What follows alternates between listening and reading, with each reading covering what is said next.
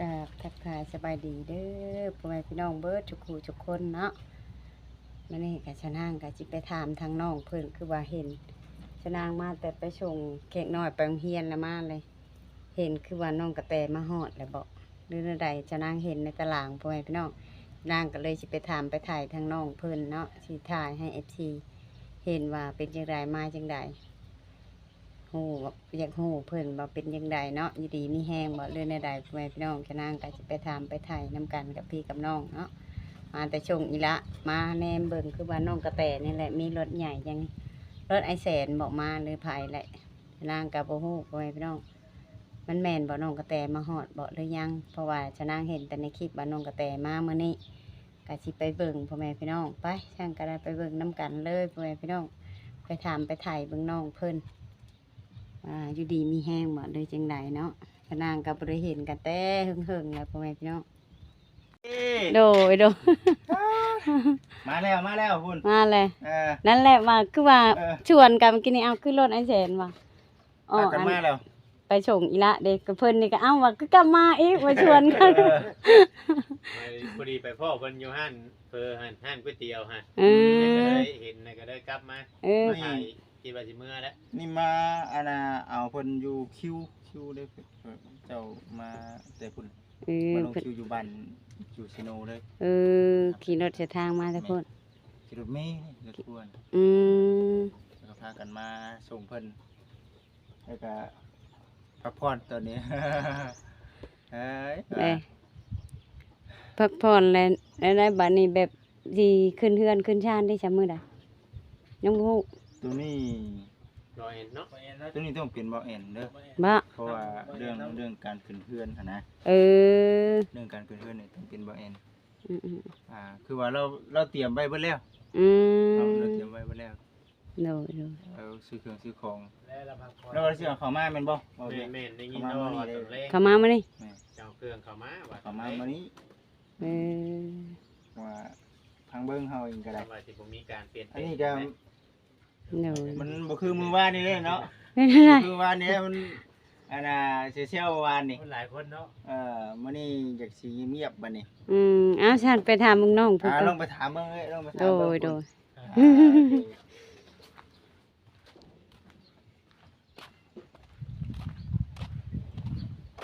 จัดเต็มเลยปะ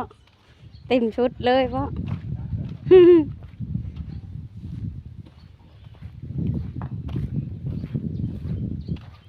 สิเปลี่ยนชื่อใหม่ปะนี่สิเปลี่ยนชื่อใหม่ให้ปะนี่เด้อ หากะมาฮอดโดยเอาเครื่องเอาของมาเรียบร้อยสิเปลี่ยนเป็นคนหอบเด้อบัดนี้เด้อฮุบพุ่นหอบพี่บู้ยสิบ่ฮุบอีกบ่บาดนี่ค่ะ คือฮุบหอบหลายเถื่อ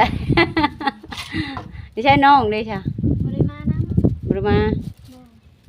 ค่ารถมันกระเพงกูมือนี่2คนก็เบิดแล้ว1,000เลย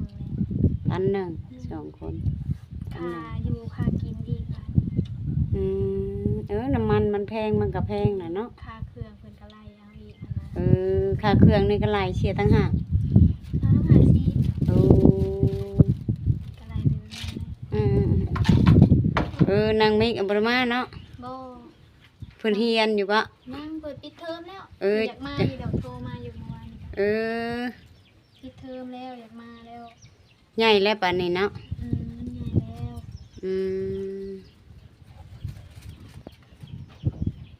ดีแล้วสร้างก็ได้แล้วฮะได้แล้วเปิดเรียบร้อยเลย เป็นไรขาหันยางได้สบาย บ่มันก็คัดคือเก่านั่นแหละ คัดบ่ มันมีเล็กอยู่หันมันก็คัดคือเก่า แม่ นะ เฮาบ่ได้กินยาก็มันก็คัดมันก็ปวดเฮากินยามันก็บ่ปวด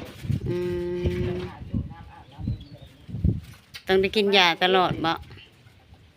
มันปวดเฮาจึงกินเลยเฮาเคยปวดมาเฮาก็กินมันกินมันเบิดเลยก็บ่ได้กินได้บัดนี้ก็ค่อยกินไปก็บ่อยากกินหลายปานใดยาก็ จะหน่อยเขาก็ให้ไปผ่าออกได้นี่เนาะ นี่ให้ไปกวดมันก่อนเลยจังค่ะ คันเอาเล็กออกแล้วมันก็คือสิบ่ปวดดอกว่านี่ ก คนตกใหม่ๆเต้นมันปวดมันเจ็บ อื อยู่ ม บ่ได้ อืม อยู่บ่ได้ มันปวดดิมันคัดย่างกับบ่ได้จนได้ข้านไป อืม เด็กห้ายืนกับบ่ได้เลยนะมันปวด อืม มันปวดเชิงเข่ารูปโบกนี่ อืม กับวางมันหักมันก็บ่ได้ปวดแห้งปานใดมันปวดวางเชิงหัวเข่านี่ลงมาหอนนี้ อืม ดูนี่เชิงมันหักมันก็บ่ได้ปวดปานใด อืม เด็กเขานั่งลายเขาก็กู้เข้าบ่ได้นะ อืม ช่วงคนตกใหม่ๆนะเจ็บ มันก็ธรรมดาแล้วเนาะเพราะว่าแขนขาเฮามันหักสำนี่แล้วมันก็สิมีเจ็บแน่แหละหน่อยหนึงเอาแม่นหยังนั่นยาย แม่ขนมมันเท่งมันเถอะ วิบ มันใส่กระเปียก ถอกทิมเลย ถกทีเลยเอา โอ้ย กินอย่างหนึ่งพิมอย่างหนึ่ง ลูกเขยเอ้ย อย่าพ่อหกอยู่บ่ ลูกเขย ลูกเขยชาวนางอันนี้ค่ะ ลูกเคยหล่าวะ เออ หล่าเราอยู่บ่ อีหล่าจองไว้แหละลูกเคยหล่าได้นี่ อืม เด้อ สิเป็นว่าอะไรทิ้งสิเป็นว่าอะไร ไปหาเลาะของกระป๋อมอยู่แถวเพื่อนตลอดฮะ อ๋อสงสัยมาก เออ ลูกสุดท้าย ลูกเคยหล่าแล้วอัน ลู นี้ กเคยแล้วสา โทรมาอยากมาแล้วเนาะ กะ ขัดเอาพอเข่าทรายน้ อื ำพอ ม มาเอาข่อยแน่ข่อยอยากเมื่อ เออ คนเว่ายืนๆซะนะ อืม เอาแล้วว่ะพ่อสิเอาจังได้ว่าพ่อบ่มีเงินนี่ มิก ข่อ บ่ ยมีอยู่500 เออ เจ้ามาเอาข่อยแน่ว่ะ อืม เฮ้ยพ่อเงิน500นึงไปฮอดกลางทางเขาก็ยู่รถแล้วว่ะ อืม นะเจ้ามาเอาข่อยโลดข่อยมีเงินอยู่500บักหลายๆหนึ่ง อืม โอ้ยเว้าไปเลย อยากมา เอออยู่หันกับแบบการเฮียนกันอันนั้นของเขาหั้นแล้ว แม่น่ะช่วงนี้เพิ่นปิดเทอมเดือน6 จะหน่อยก็เปิดแล้วนี่ แม่นั่นแหละ ทางบ้านเฮาปิดและทางเขาเปิดจะหน่อย แม่นั่นแหละ อืมอยู่ดีมีแห้งอยู่แล้วว่า อยู่ดีๆ เดี๋ยวมื้อได้สิขึ้นเฮือนใหม่บัดนี้ ก็ถามเบาเอ็นเด้อนี่ก็ยังบ่ให้คำตอบบ่ได้เพราะเพิ่นเว้า2มื้อวันที่16กับ29หั่นน่ะ เออ ถ้าถามเบาเอ็น เช้าหกกับเช้าเก้ามันก็สิประมาณอยู่ วันอาทิตย์กับวันจันทร์เนาะเช้าหกเป็นวันอาทิตย์เช้าหกเช้าเจ็ดวันจันทร์หันเช้าเจ็ดเช้าเก้าเลยอยู่จะถึกวันหยังเด้อยังถึกวันหยังเช้า ยังคิดอยู่ว่าดิ เช้าเจ็ดก็ถือว่าเป็นวันจันทร์วันจันทร์วันอังคารมันก็ต้องหามือดีนั่นแล้วขึ้นเฮือนขึ้นชานกันนะ ให้เพิ่นได้ให้แม่ นั่งนี่น้องเต๋ก็นั่งคอน้องเต๋ก็สิดอก อืม คะแนนจะนั่ง นั่งรถนะอ่ะ สบาย โอ้ ดี โดดมาลินบ่นี่ โด ก็ ยมาเยี่ยมเบิ่งน้องเต๋นี่แหละมาเล่นกับน้องเต๋ อืมโดยเห็นผ่านกันอ้าวว่าคือรถอ้ายอันนั้นว่าแนมขี่มาแต่เอาอันนั้นไปส่งละไปโรงเรียนบัดแนมว่าคือน้องกระแตหนังหั้นนะ อืม แล้วสองเบิ่งละแม่นเลยว่าชวนกันกับอัน บ่เวียงอีกเมื่อกี้นี่ อย่างนั้นนะ แม่นหยังอัน กระบองดังไพ่ดิ ป้ากระบองดังไพ่ว่ะ แม่นเอาเป็นดังไงปู่ได้บอกว่าอย่าลืมแม่นางเด้อว่าเพิ่นแน่เพิ่น มีขี้ตกเนาะ มี ขอบใจ อีหยังก็กกย่างน่ะดิ น้ำมันย่างแหละใช่กับอันไม้ ไม่ ที่ ดอก โอ้ยอยู่บ้านชาวนางตะกี้ก็เคยเฮ็ดแบบนี้แหละพ่อแม่พี่น้อง เดี๋ยวนี้เจ้าไม่บ่มี เดี๋ยวนี้หาบ่มีทางไปเอาเลยเดี๋ยวนี้หันลืมเลย ลืม ชาวนางก็ได้ ตะกี้ไปอยู่แล้วไม่อูอยู่พุ่นกะเพิ่นก็พาไปได้ ห่อแบบสิแล้วก็ใต้เลยนี่ค่ะ แม่นหักเพิ่นบางคนก็เฮ็ดเป็นด้ามเนาะ แม่ อั น นนี้ใบกุ้งที่อันนี้แม่นบ่ แม่นตะกี้อยู่บ้าน ใบอีหยังเกาะใบหยัง อันนั้นน่ะใบยาวๆใบแข็งๆอันนั้นอันนี้ บ่ ใบ ว่าจัก กุ้ง ใบหยังลืมไปแล้วดอก อืม ไปเก็บอยู่ได้ช่วงไปอยู่นำมีอูติดกะห้า อืม คู่ได้แม่นางเอ้ยห้าคู่น้อยแน่เนาะคนยังน้อยนี่คู่น้อยจงผู้ละคู่แล้วไปแล้วก็มีแนวตักเป็นกระตุกน้ำตัดนี่แหละเฮ็ดเป็นจอกเลยไปตักเอา เป็นได้ชันตะดองอยู่ดีมีแห้งบ่ เพิ่นมื้อนั้นไปเยื่องอึ้งไปจับอึ้งแล้วไปเตะมะก้อนมาขี้หีนะ อืม อันนี้นะเปิดไปอันนี้ อืม ย่างเย็กเที่ยว สิว่าโอ้บ่มาบ่ว่ามาขึ้นเฮือน อืม บ่ว่ามันไกลเพิ่นน่ะ เอ้ยยากนำค่ารถค่าล่างแหละเนาะเพิ่นก็ได้เป็นได้ฉันน้องตุ๊กหันโทรหาเพิ่นอยู่บ่ บ่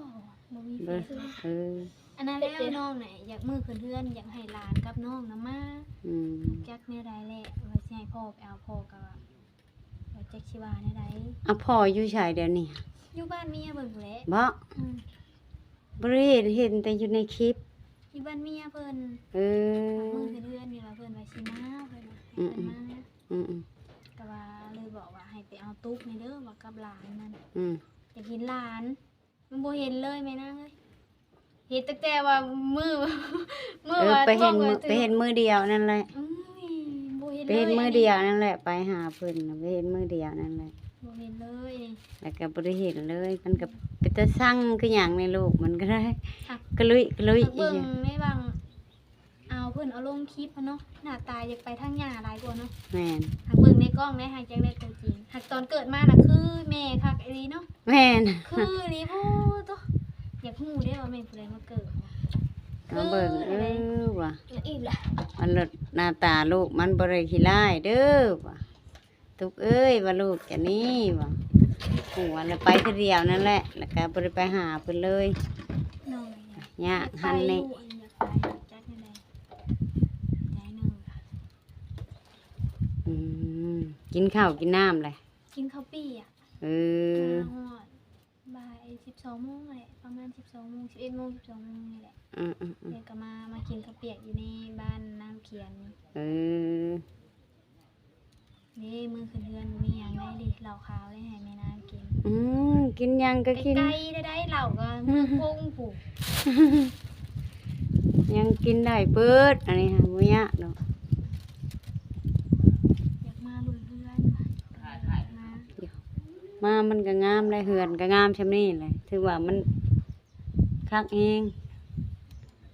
เนาะบ่ปานงามได้ เอ้าข่อยนอนแต่ละเทื่อเพิ่นคอยมาอันเพิ่นว่าว่างามบ่แม่ตู้เอ้ยว่าง าม เพิ่น งาม ก็แต่งามข่อยว่า งามเอาเพิ่นมันก็เป็นแต่อ้อยอีซื่อ อันเฮางามลูกติ่งมันน่ะเฮา ลู ลู กติ่งก็งามงามเบิด มันน่ะ เฉาเฉวนี่ก็แบบเอาใส่ อันเจ้า สี เฮา ชื่อ บ่ได้ทาแบบของน้องเตนี่เด้ แม่น ของเฮาบ่ได้ทาเด้ตู่ค่อยเบิ่งไม่ล่ะของไม่เท่าปันบ่ได้ทาเด้ ตัวนี้ทามันก็งามมัน ผมมีหลาย น้ำ ภาค สีนี่เลยมาถามน้องเพิ่นพ่อแม่พี่น้องนางก็ได้ มาอยู่เลย เป็น น้อง อี เต หยังคือบ่เห็นออนเดียวนี้เจ้า โทรศัพท์น่ะมันจะตายแล้วไปอันนั้นเลยโทรศัพท์ก็จักมันเป็นหยังยังวะ ว่าสิโทรหาแม่นางก่อนนะว่าบ่เห็นออน โทรศัพท์ไปเข้าห้านพุ่นโทรศัพท์เครื่องนั้น โอ้ยเพิ่นไปชูนเพิ่น คิดฮอดบ้านเด้ ไปเข้าห้านพุ่นเครื่องนั้นค่ะ มันเป็นหยังเลยแม่ บ่ฮู้ยังบ่จักว่ามันเป็นหยัง ไปแปลงอยู่ไสเลย อยู่ห้านเขาพุ่นเลย อยู่อันบ้านน้อยพุ่นเลย เพราะฉะนั้นแม่ถามพอรู้เด้อมันเช้าเมื่อยน่ะมาเถอะนะ มื้อแรงแหละจังสิไปเบิ่งจอบเบิ่งว่ามันเป็นจังไดอาการของมัน มันหายใจบ่ทัน อาการของมันเป็นจังไดอะ ไปจักมื้อเลย ไปโชองมื้อเลย โอ้ยมันไปเที่ยว เพิ่นไปเที่ยวดิ ไปเที่ยวไป แม่ เที่ยว แม่ได้กระบองเพิ่นเอามาฝากมาต้อนพ่อแม่พี่น้องปีนี้ฮะยังบ่ได้กินฝนตกก็บ่มีฝนก้าน คือสิดังหลายๆอยู่เนาะ นี่ฮะโอ้ย เด็กมัน5,000แม่ อันนี้ฮะ แม่ แม่นแท้ยังดีอยู่บ้านเฮานี่คือสิบ่ได้แล้วกูมื้อนี้ ยังมีอยู่บ่ล่ะผู้บ่เห็นผู้ใดดังอยู่บ้าน อยู่บ้านบ่มีได้แตะกี้ไม่เท่าเหลืองแล้วมาปีก็ได้กะยามันสบายหาอยู่หากินไปหาตันอ้อยจังหน่อยยามตันอ้อยนี่ โอ้ยเพื่อยามตะน้อยก็เศร้าเลยบัดนี้ เออ ก็ไปได้เลย กายว่า แล้วอยู่นี่เขาบ่ได้ปลูกน้อยเลยบ่ ปลูกแล้วเขาตัดแล้วเขาไปปลูกกลางโตมันว่าเนาะปีนี้กลางโต สองโต จังหน่อยไปหาตันอ้อยแล้วแม่นางยังบ่ได้อยู่จักมื้อเลยยามอ้อย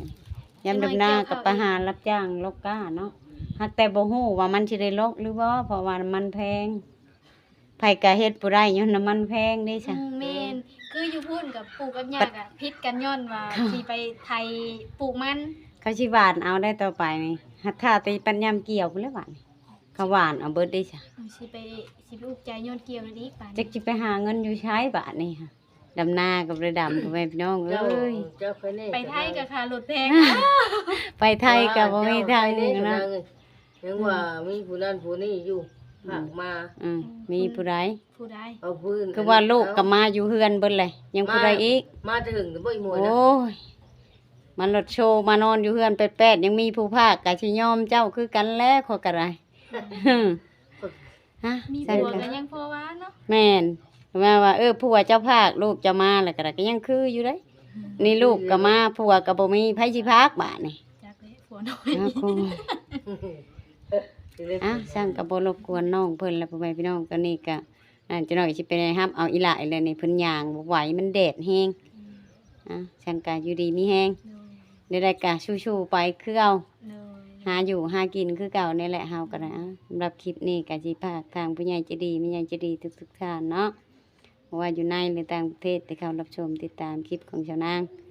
ฝากกดไลค์กดแชร์กดกำลังใจให้ชาวนางแล้วก็ให้น้องกระแตในเด้อพ่อแม่พี่น้องให้เพิ่นชูๆไปเด้ออย่าให้ฮุบอย่าให้หอบบัดนี้ เลย โดย ดี